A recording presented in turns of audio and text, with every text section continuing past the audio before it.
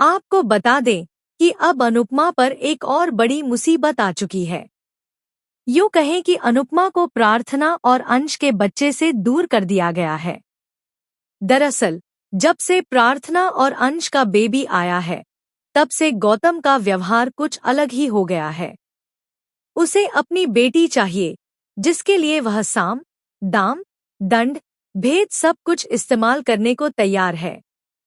आने वाले ट्विस्ट में, जहां अनुपमा और प्रार्थना के बेबी का जन्म एक ही दिन हुआ है, वहीं अनुपमा का बर्थडे भी सेलिब्रेट होता है और सभी लोग बहुत खुश होते हैं। इसी बीच मोटीबा पंडित जी को बुलाती है ताकि बच्ची की कुंडली जल्द से जल्द बन सके। लेकिन पंडित जी कुछ ऐसा कह देते हैं जिसे सुनकर सभी लोग हैरान रह जाते हैं।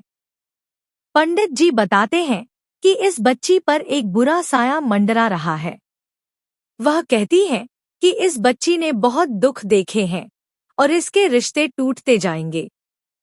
इन इशारों का रुख अनुपमा की तरफ जाता है। ऐसे में मोटीबा अनुपमा के हाथों से बच्ची को ले लेती है और कहती है कि ये सारी बातें अनुपमा जी के साथ हुई हैं और वह नहीं चाहती कि उनकी पोती पर ऐसा साया पड़े।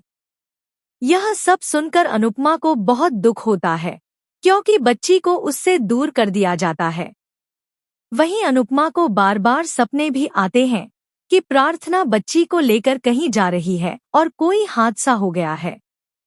असल में ट्विस्ट यही है कि मोटीबा अब बच्ची को अनुपमा से दूर रखेंगी, क्योंकि वह नहीं चाहती कि अनुपमा का बुरा साया उनकी पोती पर पड़े। हॉस्पिटल में भी मोटीबा यही कह रही थी कि भले ही अनुपमा का जन्मदिन हो और उसी दिन इस बच्ची का जन्म हुआ हो, लेकिन बच्ची की किस्मत अनुपमा जैसी नहीं होनी चाहिए। यानी वे लोग इशारों इशारों में अनुपमा को मनहूस कह रहे हैं और यह बिल्कुल भी सही नहीं है। उनका मानना है कि अनुपमा की परछाई भी बच्ची पर नहीं पड़नी चाहिए। यह बहुत दुख की बात है कि अनुपमा ने प्रार्थना के बच्चे के लिए इतनी लड़ाई लड़ी और अब उसे यह सब देखना पड़ रहा है। जल्द ही प्रार्थना को भी इन बातों का एहसास होगा और वह अपनी बच्ची को लेकर बहुत दूर चली जाएगी।